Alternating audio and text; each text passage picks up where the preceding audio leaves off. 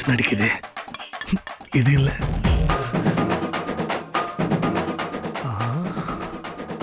தோட்டத்துல இருந்துதான் வாசனை வருதா?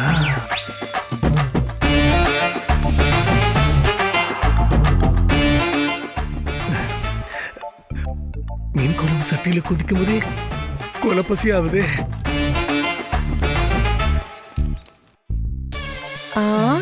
சித்தப்பு, இந்த மீன் குழம்பு வாசம் அசத்துதே. ஒரு வாய் சோறு ஒரு வாய் மீன் சாப்பிட்டா எப்படி இருக்கும்? நம்ம வீட்ல மீன் குழம்பா என்ன?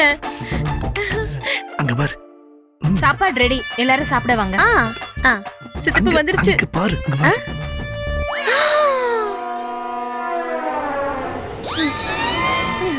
சாப்பிடலாமா? என்ன சாப்பாடு ரெடியா? ரெடி அத்தை.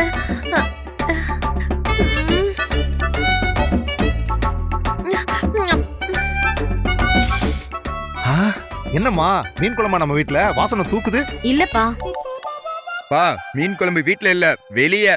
அங்க பாருங்க. அடடே, பொன்னி மீன் குழம்பு விக்கிறாளா? குழம்புல உப்பு காரெல்லாம் சரியா இருக்கான்னு யாராச்சும் பார்த்து சொன்னா நல்லா இருக்கும். பொன்னி மீன் குழம்பா?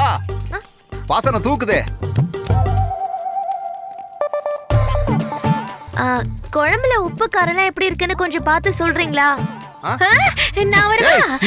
நான் வர்றேம்மா, நான் வர்றேன். நான் வர்றேம்மா, நான் வர்றேன். எங்க குடுமா?